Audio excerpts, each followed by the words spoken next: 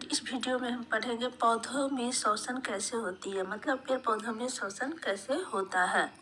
तो पौधों में श्वसन गैसों के आदान प्रदान से होता है, मतलब गैसों कार्बन डाइऑक्साइड और ऑक्सीजन के आदान प्रदान से पौधों में श्वसन होता है। शरीर की सतह द्वारा विसरण क्रिया से होता है। यह श्वसन होता कैसा है, तो पेड़ पौधों में विसरण की प्रक्रिया द्वारा श्वसन होता है। इसके लिए ऑक्सीजन युक्त जो वायु है, मतलब जो हवा है, उसमें ऑक्सीजन होना चाहिए। ऑक्सीजन युक्त का मतलब होता है उसमें ऑक्सीजन होना चाहिए। वह हवा वायुमंडल से पत्ती में जो रंध्र होती है उसके द्वारा, पुराने वृक्ष के तनों के द्वारा तथा कड़ी त्वचा पर स्थित वात रंध्र होती है। कड़ी त्वचा पर क्या स्थित होती है, तो वह वात रंध्र स्थित होती है एवं अंतर कोशिकीय स्थानों द्वारा पौधों में प्रवेश करती है। पौधों की जड़ें मिट्टी के कण के बीज के स्थान में स्थित हवा से ऑक्सीजन ग्रहण करती है। हमारी जो मिट्टी होती है उसमें कण में जो है के स्थान में स्थित हवा से ऑक्सीजन ग्रहण करती है। हमारी जो मिट्टी होती है उसमें कण में जो है ऑक्सीजन होती है, समझे। उसी से यह ऑक्सीजन ग्रहण करते हैं, वायुमंडल से ग्रहण करते हैं। जड़ों से निकले, यानी पेड़ का जो जड़ है उससे निकले मूल रूम, जड़ में रूट जैसा हेयर होता है, देखते हैं छोटा छोटा हेयर जैसा रहता है जड़ में, जो एपिडर्मल कोशिका से विकसित होता है। और ये जो हेयर है विकसित जिससे होता है, कोई भी जीव जंतु पेड़ पौधे कोशिका से बनी होते हैं। वो कोशिका विभिन्न प्रकार की कोशिका होती है। तो ये जो जड़ है, जड़ में जो हेयर है, ये जिस कोशिका से बनी होती है उसे हम एपिडर्मल कोशिका कहते हैं। इस कोशिका से विकसित होती है। मिट्टी के कणों के बीच फैली रहती है। ये जो जड़ है वो मिट्टी के कण में क्या होती है, फैली रहती है। इन्हीं मूल रोम, यानी यही हेयर से जड़ जो है ऑक्सीजन मिट्टी से ग्रहण करती है। ये हेयर होना आवश्यकता है, इसी के द्वारा वो ऑक्सीजन ग्रहण करता है पेड़ पौधा। ये एक श्वसन प्रक्रिया ही हुआ। तथा कार्बन डाइऑक्साइड बाहर छोड़ देता है। जब वो ऑक्सीजन ग्रहण करता है तो उसके अंदर जो कार्बन डाइऑक्साइड होता है वह बाहर छोड़ देता है।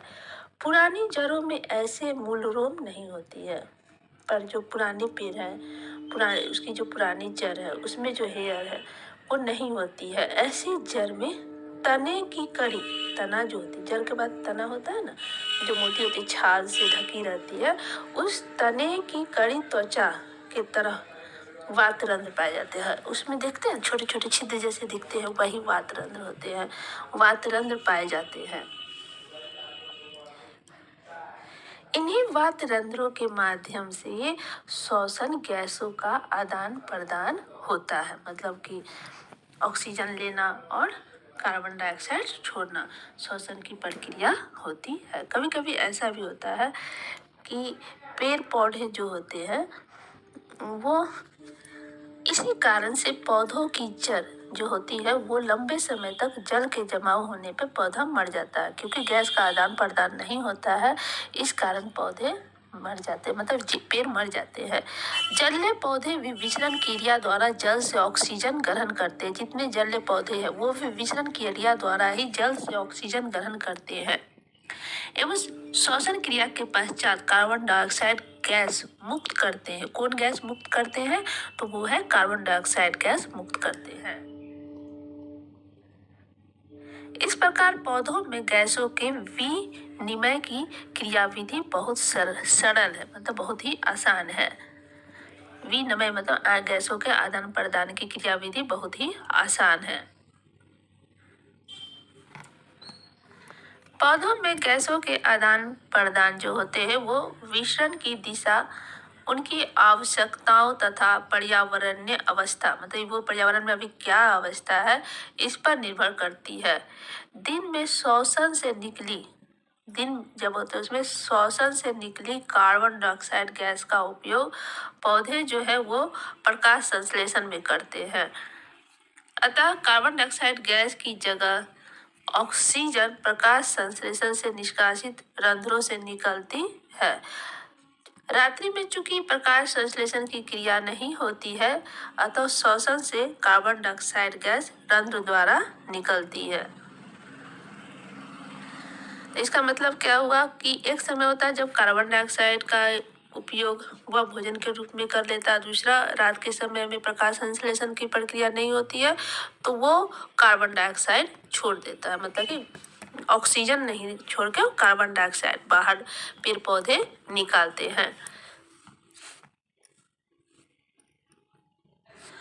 पौधों में श्वसन की क्रिया जंतुओं के श्वसन से निम्नलिखित प्रकार से भिन्न है, मतलब कि जीव जंतु का जो श्वसन प्रक्रिया है, पेड़ पौधे की जो श्वसन प्रक्रिया है, इसमें अंतर है।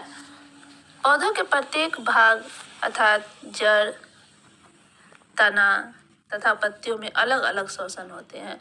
जंतुओं की तरह पौधों में श्वसन गैसों का परिवहन नहीं होता। जंतु में जो है, जीव जंतु में पौधों में जैसे श्वसन होता है वैसे नहीं होता है।